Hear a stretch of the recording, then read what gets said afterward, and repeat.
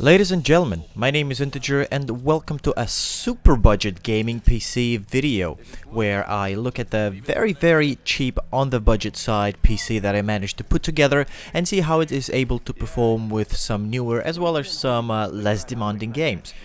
To quickly go over the hardware that you currently find, the base is an HP 8000 Elite desk computer, which is currently about, I'd say, maybe 8 or 9 years old. In its heart, we've got an Intel E80 400 dual core with 8 gigs of RAM that I was able to pick up pretty much on the cheap. I also have a Nvidia GT 610 graphics card with 2 gigabytes of DDR3 memory, as well as an SSD with 250 gigabytes of storage space. The prices should be listed on the screen right now, and I would like to see how much is this budget PC simply is capable of. I begin by running Crysis, the older but still a very demanding game. The resolution I'm running at is 1366 by 768, as that's the maximum supported by the monitor. I have textures and objects at medium with everything else tuned down to lower. I'm afraid I had forgotten to run Fraps or Rivet Monitor to see the hardware performance levels. However, the game is running at roughly steady 30 frames per second, with frames climbing up to 40 or so in less populated areas. I must say, overall the gameplay is pretty smooth and the game is responsive, and especially since a single player shooter, I feel that this frame rate, although not ideal, it's very much playable.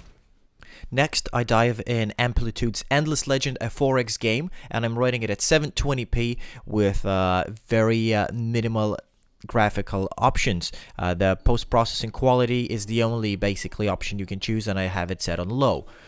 This game, as many other strategy games, can be quite CPU demanding. I also wasn't able for some reason to run Riva Monitor to actually monitor and measure the levels of CPU activity.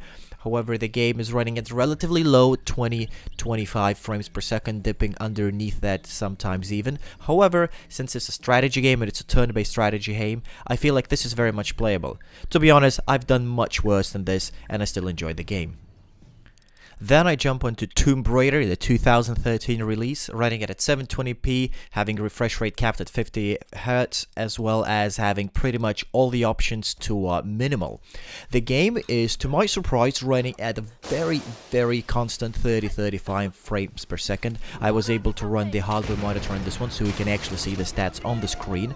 I must say there were no frame dips even on the intensive scenes as explosions and action-filled moments, and the game is overall quite responsive, and even at 720p is looking pretty good. I must say, props to Square Enix for optimizing this game to a complete maximum. I really enjoyed my time I spent with this game. I think a review of a super budget gaming PC wouldn't be complete with some less demanding games that are also extremely popular, say esports games.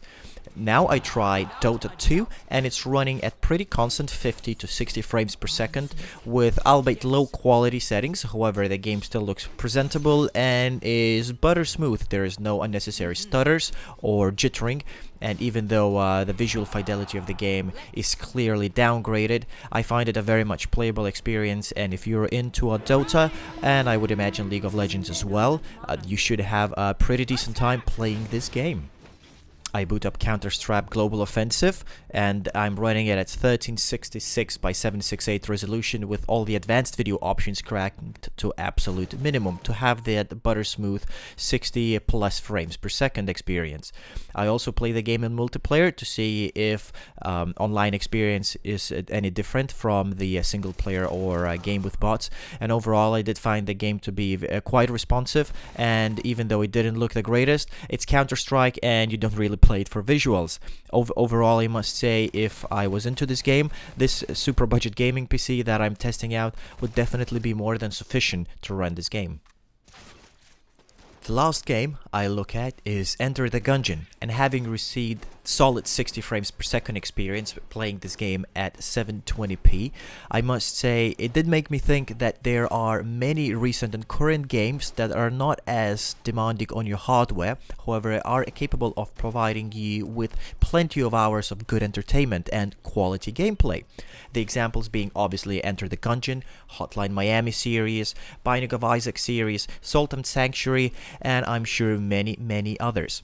When it comes down to it, these games, like I've said, may not be offering the brand new and the best in visual fidelity. However, they are very polished in terms of gameplay, offer great replayability, potentially amazingly fun co-op action, and even interesting different battle mechanics as well as co-op capabilities. It would also be useful if I stopped repeating myself.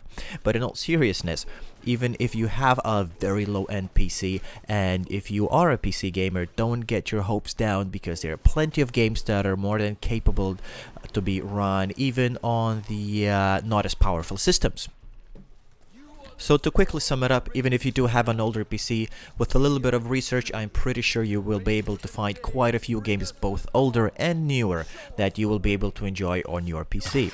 So guys, thank you so much for watching this video. I do have in the works a couple of other videos that will come in, including this PC. Some of them will be hoping to upgrade and see if we can squeeze a little bit more out of it. Others will be looking into slightly different features. I'm not just going to reveal what they are now, so stay tuned if you would like to find out more. In the meanwhile, thank you so much for watching. I hope you enjoyed it, and if you did, click that like button, and if you didn't, dislike buttons there as well.